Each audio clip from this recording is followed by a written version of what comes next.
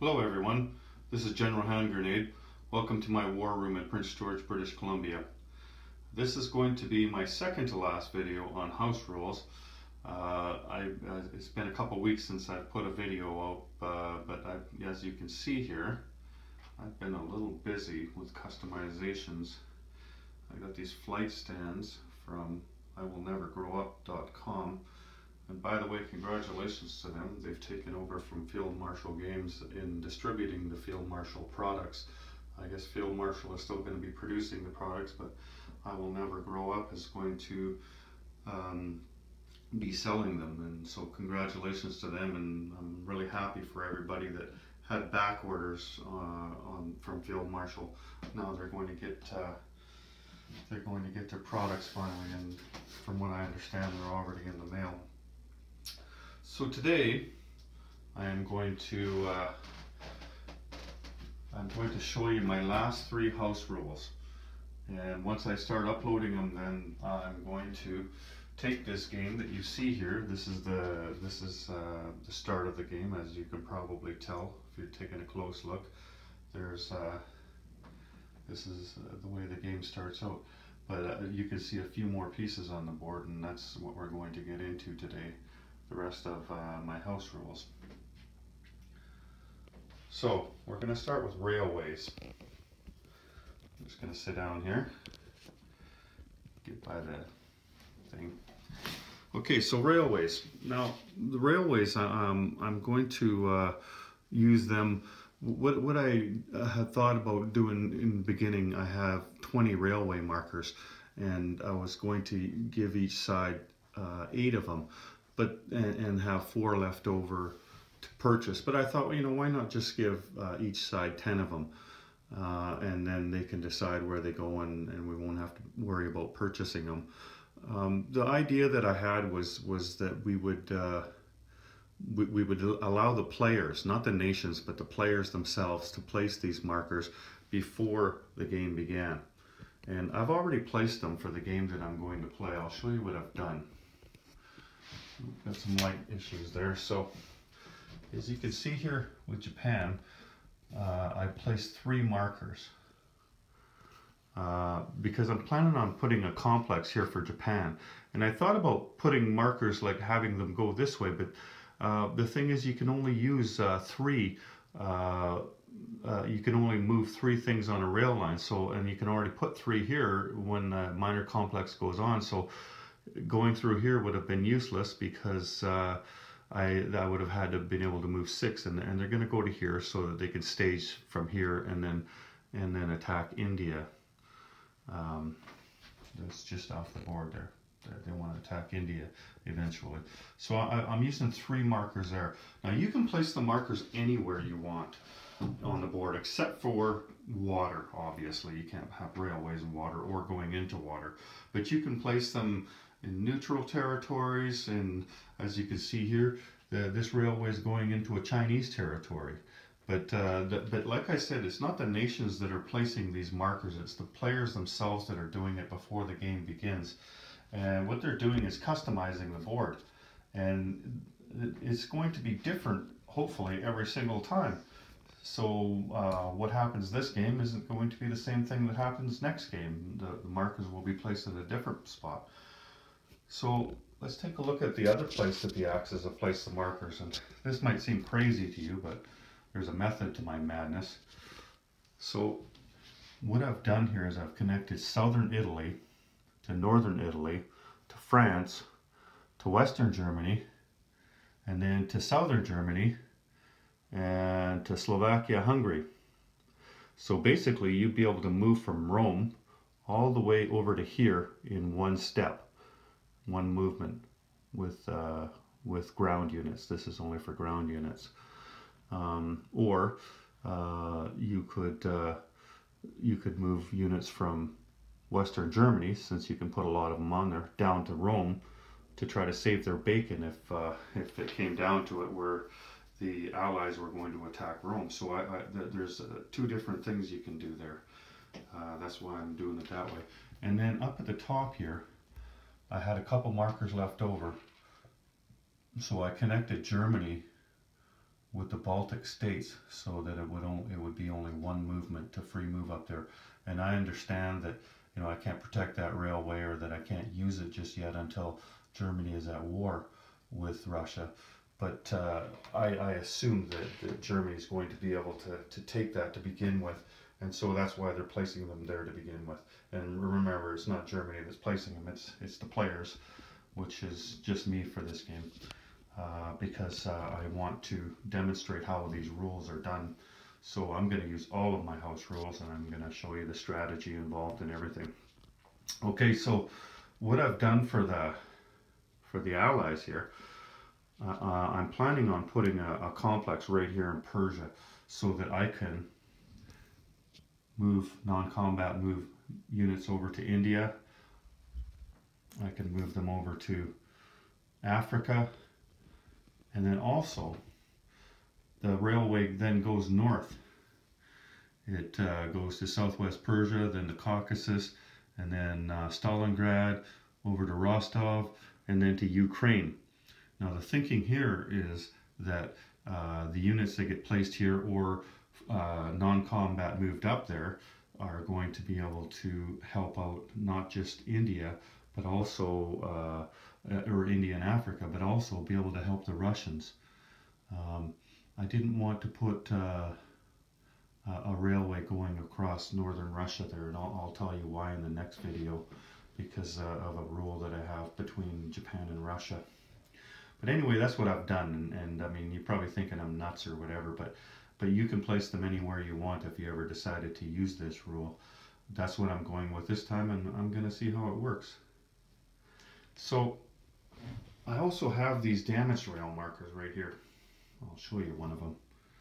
See, there's a damaged rail marker, so that if, say, this marker, this rail was attacked and damaged, then you would place this one here until the next round of play. Okay, so let me tell you how this is going to work. You can only use it on non-combat moves. So, and you can only use 3 ground units. You can only transport. You can transport part of the way down the railway. You can transport all the way down the railway. If you're using heavy tanks like I'm going to be using in my game, just like when they're on transports, they will take up 2 spaces. So you could use a heavy tank and an infantry, or a tank or whatever, but they'll take up 2 spots. The way to damage them is by using tactical bombers, and you're just going to use your normal combat, so 3 or less with a tactical bomber. You can bring in as many tactical bombers as you want. Now when you do bring them in, let's say you wanted to attack this marker right here. So you can either attack this territory, or you can attack this territory. That's up to you. And that will, either way, you can damage this marker. But you have to specify which marker you're going after. If you're attacking this territory, you're going to have to say if it's this marker, or this marker. But you can just say so. And there is a defense against it, though. And that is, let me grab one of these. That is putting one of these in a territory. And this will work just like normal combat as well. At 1 or less, and it can attack up to, or it can defend against up to 3 different strategic bombers. So if you brought 3 bombers in, then you'd get 3 shots. But you probably wouldn't do that, because you don't need 3 bombers to take out a railway, really. So if you do manage to go in there and you are successful in damaging it, it would cost 3 IPCs to repair that. But I'm not going to allow the nation to repair it on their repair damage units phase, and that's kind of odd. But there's a reason for that too. I mean, if all you had to do was pay 3 IPCs, then what's the point in even, risking your tactical bomber in going in there to damage it? It's only 3 IPCs, so what you're going to have to do is wait until your mobilize units phase. So if that was Great Britain or the UK that has that territory, and they were the ones to repair that railway, then then they would have to wait until they're putting their units on and then repair it. And the reason is that because then they would have to go a whole turn without being able to use that railway. Like if you put this marker in here, then Britain from here, they could go here, they could go up here, but they couldn't go through here because that's damaged. I mean, they can walk through here, but they have to stop here or use their normal movement. A tank obviously could go 2 spaces.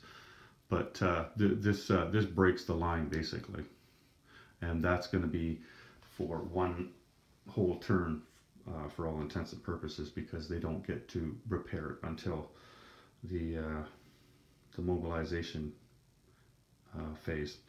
Now, there is one more thing. Techs and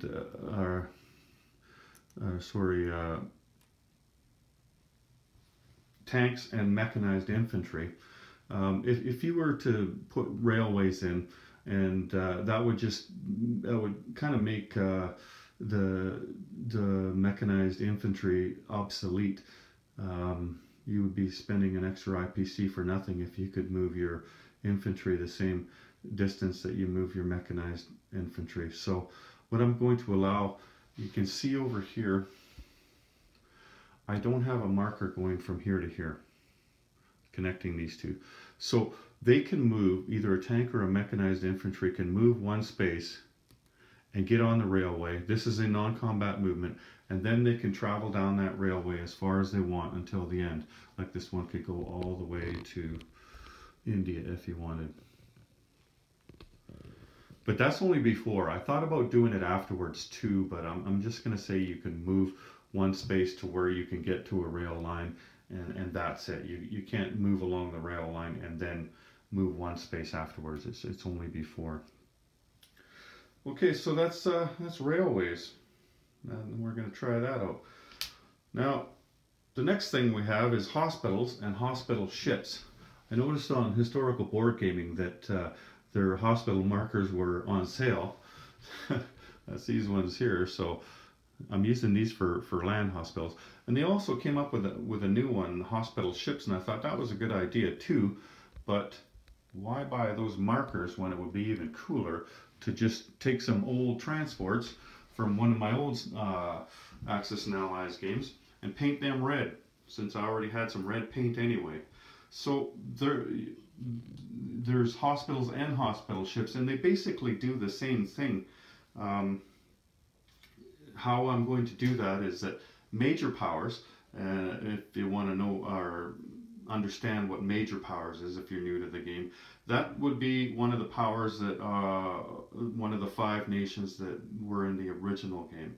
That would be America, the UK, Germany, Russia, or Japan.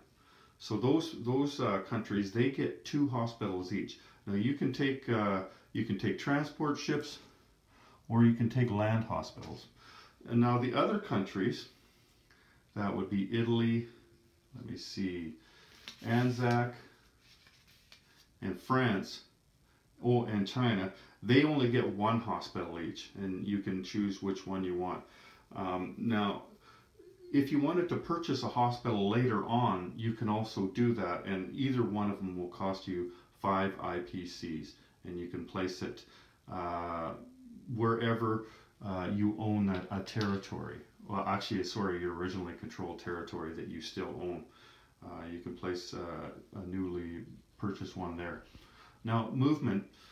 These are mobile hospitals, the ones on land. They can move 1 space, and as far as the hospital ships, they will move just like they normally would, like a normal ship would. So, like here, there is a naval base. So this ship could move 3 spaces if you want. But if he was here, or here where there's no naval base, then he can move 2 spaces. So just normal movement that you would have for a ship. Now, you cannot attack hospitals. I'm looking straight at you, Gargantua. No torturing nurses, okay? Not allowed. So it doesn't matter where the hospital is. It could be in a combat zone, in an enemy zone, in your own zone. Yeah, you can't attack a hospital. And if anybody is in the hospital, any units, then you can't attack them either. They're for all intents and purposes out of the game until the next round of play. So they're off limits. What else do we got here? So how are they going to work? Okay, so this is just for infantry or paratroopers if you're using them, if you're using those in your regular game, or if you manage to develop them in research and development, or special forces or elite forces if you're playing with those as well. And I'm going to be playing with those, but not mechanized infantry. Those, these are doctors and nurses. They're not mechanics. I mean, if you were going to say, but they're infantry too. Well, you know, there's also tank crews, and there's also, you know, crews that work on ships and everything else. We're going to say if those are damaged, then they're lost. But this will work only on infantry, or different types of infantry. So how it will work is, we will take this for example. There's a hospital in northern Italy, and I put a marker underneath each one, whether it's a ship or whether it's one of these, just so you know whose hospital it is. So that's an Italian hospital. Now, say these troops go in here, all of these troops go in here and they're attacking this, and France happens to kill one of them. Well, what's going to happen next is we're going to say, well, did he kill him or didn't he? So we take these, and I've got these dice here, these America dice. Now you could roll 2 6-sided dice, or you could do what I've got here. I've got these 12-sided dice, and on the dice, the 12 on here, I hope you can see that. See, it's got the little hospital marker on it. Now these are for the America game, and what they're supposed to be is that you've injured yourself if you roll a 12. But I'm going to turn that around and say, okay, this is what you would roll if you were a casualty. So let's say one of those Italian guys was a casualty. You roll the dice, he's a 10. Okay, so he's dead. But if you had rolled that symbol, if you rolled the 12 and got that symbol, then that guy goes into the hospital or onto the hospital ship, whichever. Now, if you lost 10, or if you lost 5 guys, let's say, then you would roll 5 of these dice, or 5, and look at, they all died. This is a 1, but you never know. You could have 2 of them survive. You could have 1 of them survive. I made it 12. Because I think that it should be unlikely that they should survive. The rules that Historical Board Gaming put out with their hospitals was that you would roll a 6-sided dice, but only 1 casualty from a territory would be able to be saved. I'm saying, okay, let's roll for each person, but it's a 12-sided dice, and it's on a 12 that it would work. Now, the way you would decide whether or not to use that hospital would be if you were adjacent to or in a combat zone. If the marker was in the zone. So this zone here, if you were to attack France and this guy died, well then here's a ship next to him. He's adjacent to him. So you would roll 1 12-sided dice for this guy to see if he survived. And if he did, you'd put him on the ship. And same here, the Italians are going in here, and this is adjacent. So you could attack with the French, or no, you could attack France, and then if he survived, then he would just go back here into the hospital. But he could also be, this marker could be in here where he's attacking. And if he survived, then he would go into the hospital. Now, you don't go into the enemy's hospital. So the French guy wouldn't get to go in here. But a German or a Japanese, which would be unlikely, but a German can use this hospital as well. So your allies can use your hospitals as well.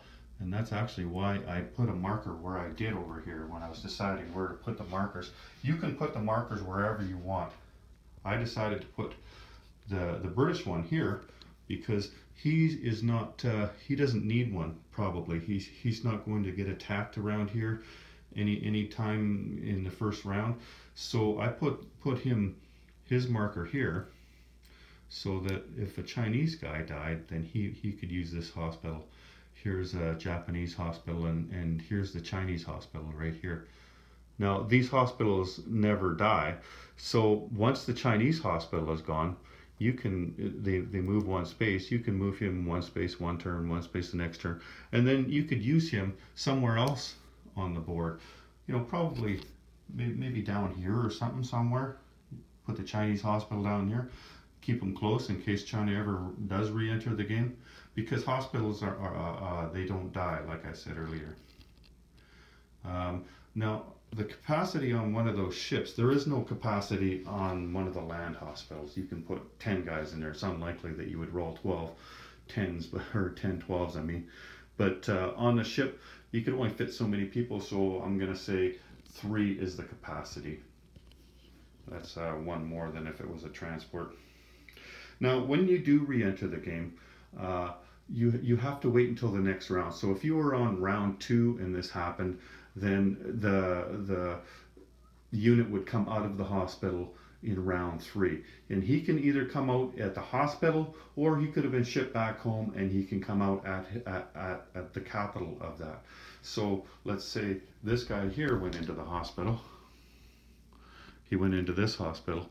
Now you could bring him back onto this territory in the next round, or you could take him, because he's on the Europe side, you'd have to, for the British, you could put him back in the home territory. If he was on the Pacific side of the board, you could put him in Calcutta. But because he started out and he was injured over here, then you'd have to bring him back in Great Britain or at the hospital. It'd be more likely with that guy that you would bring him back at the hospital, because he would be more useful to there. But I mean, if there was going to be a sea lion attack up there, then it'd be a good idea to take him up there, wouldn't it? And I think that's it for hospitals. Let me just read here. Yeah. And you can move a hospital any way you want. Like let's take this one for example. This one here, he can move right through here if he'd like. It doesn't matter that there's other units there. They can't attack him. Everybody's going to respect each other's hospitals, so you know, you can move him into combat zones, through combat zones. It doesn't matter, submarines. We've all made an agreement that we're not going to shoot each other's hospitals or the people in them. And so he can move wherever he wants. Now the last house rule that I'm going to put forth before we start playing this game, and I'm going to start playing it as soon as I plug my camera into the computer and start uploading this one. So by the time this video hits YouTube, I'll probably be halfway through, or not halfway through, a couple turns in anyway, hopefully. So this next rule is called the spy. Now this one is going to be like a wild card. This is going to be an interesting one. Now you see this guy here. This is from the game Shogun. He's a ninja.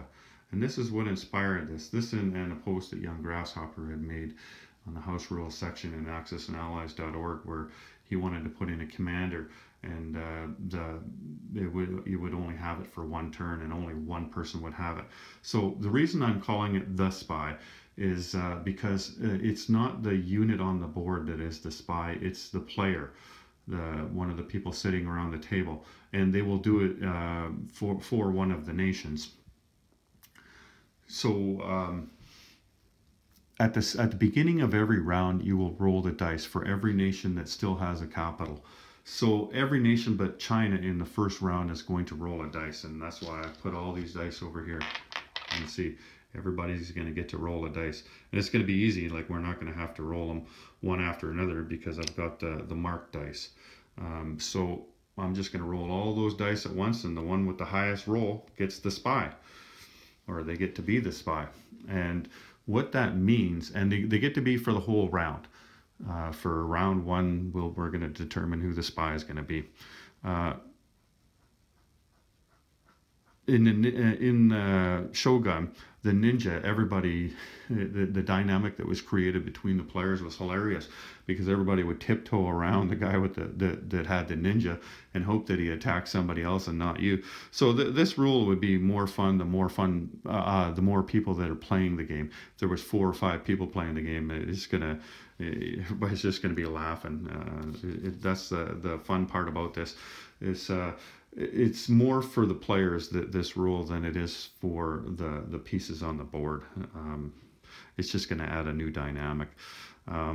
So the highest roll wins, and you know, if 2 people get a 6 or 3 people get a 6, then those 2 or 3 people would re-roll until somebody emerges as the highest roll. Now, when you get the spy, there are a couple of ways that you can do it. When I put this on accessanallies.org, I had a lot of responses to this and the way other people do espionage. And one way that other people were doing it was that they would roll a dice and see, you know, like they had 6 different options, and okay, we'll use option number 3, and you would do whatever it said to do with that option. But I want to take away less chance in the game and put in more strategy. So what I've done is I've come up with 3 things that you can do as the spy, and you get to choose which one of those you're going to do. And so it's all up to you, you know, like it's about strategy. It should be about strategy. There's enough of this game that we leave to chance. Every time we roll the dice in combat, we're leaving that to chance. And so what we can control without having to use a dice, I like to control that way by giving people choices. So the 3 choices that you can do, the first one is you can move 1 unit in or out of a combat zone after your opponent's combat movement phase. But you can't do this on your turn. We're not doing this so you can have an extra movement, so you can combat move, you know, 3 spaces or 4 spaces, and then combat move, non-combat move 4 more spaces on your turn. This is the reason that this one is in, and the rationale behind it is that you gathered some intel that said that that there was going to be an attack in a particular territory. So, like for instance, in the territory of France here, there's a whole bunch of things, and we'll take a look what's over there. You can see the things that are on there. One of those things that is valuable, the most valuable, is that fighter that's sitting there. And that's over here in the territory of France. And we know that France is going to get attacked in the first round by Germany. And even if Germany didn't make it somehow, then Italy's going to come in and take that. But if France had to spy in the first round, they knew that was going to happen, even though we all know. But so it might not be a great example, but we knew that was going to happen. So Germany does their non-combat move, and let's say they didn't bring quite enough in. Well, you know, instead of removing something, maybe you could take this fighter out of Great Britain and fly him here. Now you can move, when you move something in or out of that territory, he can move his normal distance. So if it's an infantry and he can only move 1, then he can move 1 space into that territory. Or he can move 1 space out of that territory. Now this is a fighter and he's coming from Great Britain that has an airbase, so he could move 5 spaces. Similarly, if he was here to begin with, then he could move 5 spaces out of this territory. So you had advanced warning. Your intelligence told you that there was going to be an attack there, and so after the guy's combat move, you decide, you know, did he bring enough stuff? If he didn't, then well, you know, I'm going to put something in there. And if you think that he's got overwhelming odds, well, take the best thing out that you can. Take this and put him over here in Great Britain. So what'll happen then? If France gets it, that's the one I'm going to choose for sure. If I was the French player, I would take that fighter out and I would put him in Great Britain, so that you've got 2 fighters to scramble up there, and 2 fighters for France to defend London with. That's what I would do with France. Actually, you know what? Why don't we just go through and talk about what we would do with all of them after I tell you what the other 2 options are. Okay, so the second option, turn a strict neutral. This would have no effect on all the other strict neutrals. Let's pick a strict neutral here. Let's pick Afghanistan over here, just because he's kind of out of the way here. Now, let's say Great Britain got the spy this time, and he decided that what he was going to try to do is turn a strict neutral. You can only try once on each nation. So Great Britain could only try to turn Afghanistan once. He couldn't try again. Now, Russia could try to turn Afghanistan if they wanted, but Britain can only try once, Russia could only try once, America could only try once. And how that would work is you have to be adjacent to the territory. So you either have to control a territory adjacent to it, like Russia is here, or you have to have a unit, any kind of unit next to that territory. Otherwise, you can't try and turn it. Then once you've declared, okay, this is how I'm going to use the spy, then you roll a six-sided dice. So that's going to be Great Britain, and you have to roll a 6. I rolled a 2, so you didn't turn them. If you rolled a 6, then what would happen is you would take your marker, because you don't get that territory. What you've done is you've turned them. So we've got a British marker here. You can use either one; it doesn't matter. So you turn that upside down. Okay, so that guy is now pro-allies, because it was an allied country that turned him. Now you still have to walk in to pick it up, and then these guys all become British guys. You got to be really careful when you do this, though. Like, you think, oh, there's 8 guys in Turkey. Wouldn't that be great for Great Britain to do that if they were going to put a complex in Persia, like I'm thinking of doing in this game?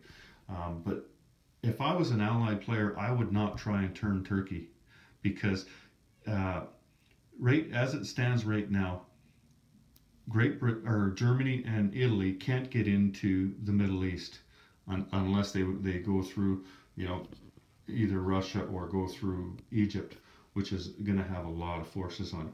This would be the easy way for them to get through, is by going through Turkey. So by turning Turkey, sure, you pick up those 8 guys, but then either side can go through that country after that.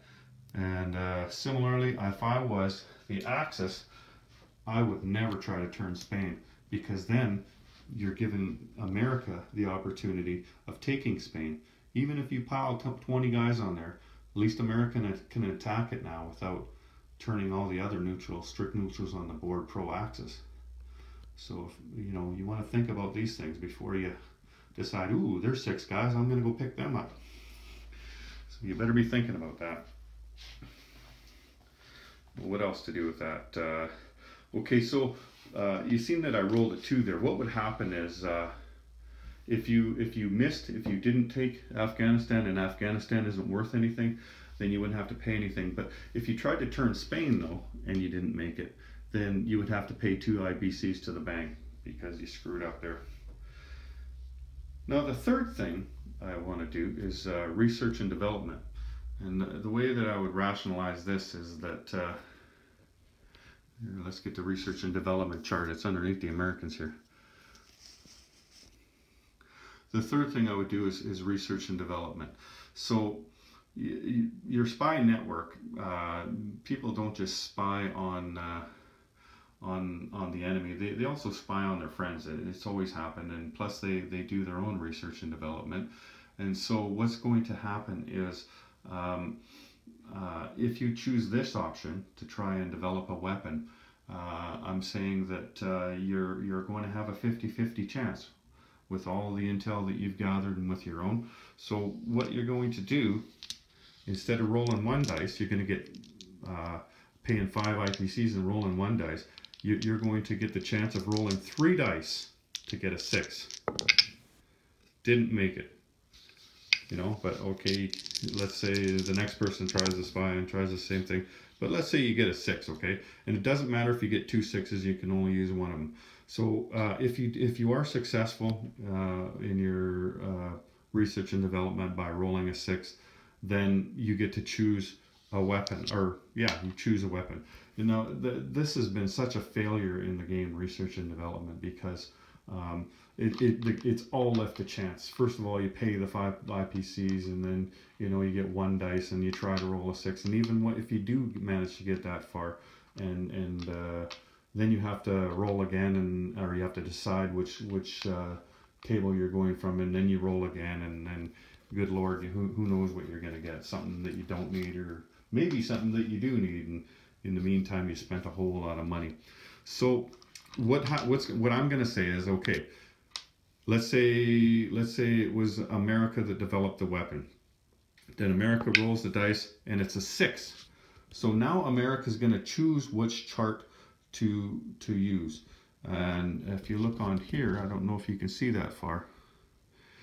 It's improved mechanized infantry that you can choose, or you could choose heavy bombers. But you're going to roll the dice first. You're not going to say, okay, chart 2, and then roll the dice, you know, like, you know, if you roll the 2 and you choose chart 1, then you get rockets. Oh, well, that's just wonderful. You know, none of your rockets can reach anybody and you'll never use it. So you'll roll the dice. Let's say you did roll a 2 and you were America. You got a choice between rockets and jet fighters. Well, choose jet fighters. That's the obvious one, right? But that's how research and development is going to work. We're going to take a lot of the chance out of it, or some of the chance out of it anyway. Now, there is one thing though, like if you choose this option as the spy, and then you get to roll 3 dice. If in the unlikely event, very unlikely event that you were to roll 3 6s, and you know, like I could roll all day and not hit 3 6s at once. But if you roll 3 6s, then it turns out your spy is a double agent. What an asshole. So your opponent gets to roll for the weapon, and they get to choose. It could be, you have to decide before you roll the dice. Okay, am I going to go for Japan? Am I going to go for Germany? Am I going to go for Italy? Let's say Germany. Then you roll the dice and it's a 3. And then the research and development, that would be either paratroopers or improved shipyards. You might go with paratroopers on that one if you're Germany. Improved shipyards is okay, but you generally don't build a huge navy. But maybe all of a sudden you're going to decide, hey, maybe I will go with the navy this time. That's the interesting part about it. I think this is going to be a really cool thing to play when there's lots of people. I think there's going to be lots of razzing and a lot of laughter over this one. Now that first choice where you move the guy in and out of a combat zone, that's only going to happen on your opponent's after your opponent has finished their non-combat move. The other 2, turning a strict neutral and research and development, you can do that at any time during that round. You can do it right to begin with, you know, before anybody does anything, before Germany even purchases units, you can do it. Or you can do it just as France is saying, okay, that's it, my turn's over. Anytime, and I think you should be nice about it and say, okay, hey, the turn's over, you didn't use your spy, the round is over, you didn't use your spy, or do you want to do something? And then let the guy do it. But like if you were going to do research and development, you might want to do it at the beginning of your turn, or turning a strict neutral, you know, like in the case that I showed you earlier there. If you were successful in turning this strict neutral, then, you know, then you can move in on your turn, right? And then take that. There's no chance of somebody else coming in and getting it, if that's what you wanted. Although I don't necessarily like turning strict neutrals, and so that's why I've made it difficult to do that. You have to roll that 6 to get it. It's a little easier to get the research and development. I always wanted to get that into the game because I thought it was a good thing, and it was really poorly executed the way they made the rules up for that. Hopefully this works, and I would use Young Grasshopper's cards to help out with the research and development. He has a rule that goes along with that. But he hasn't put his cards out yet. Any day now, those cards are going to come out, and I'm going to add those to my house rules. I haven't seen them yet, but I know that the one has victory conditions. If you achieve a victory condition, then you get to use for research and development. You get to a weapon for that, and I think that research and development's a good idea, though. It's just, like I said, really poorly done. So if you do get the ninja, whoever gets it, what you'll do, let's say Japan gets it, we'll put your marker down somewhere on the board so that everybody can see it, and put, now I don't really want to use a ninja, but I've been looking around, I can't seem to find something that looks like a spy. So for now I'm going to use the ninja until I find something. If Italy gets it, you put them on that marker, just so everybody knows that round who has the spy. So Those are my last 3 rules: the spy, railways, and hospitals. I can't wait to play this game, and I can't wait for you to see it. You'll get to see. I think what I'll do is I'm going to do a first turn run through, like you've seen a few other people do. Young Grasshopper's done a really good job of that. You get to see a bit of the strategy, and also I'm going to show you how all of these house rules would work while we're doing that first turn run through. You'll see a bit of strategy, and you'll see strategy as far as it goes with the house rules. And then after that, I think I'm going to keep going, but not do it as in detail as I'm going to do in the first round. Maybe more like Brian Wassam style, where you show it twice around, or maybe Jonathan Meyer style, where you show it at the end of each nation. This is what this guy did, and you talk about it. And when I do that, I'm going to pay particular attention to, this is what the Special Forces unit did this turn. This is who had the spy. This is how they used the spy. Let you know for sure how the house rules have worked out. So you'll see how a game played with my house rules works. Anyway, that's my house rules. The end of my house rules, and I can't wait to upload this video and start the game. So have yourself a good day.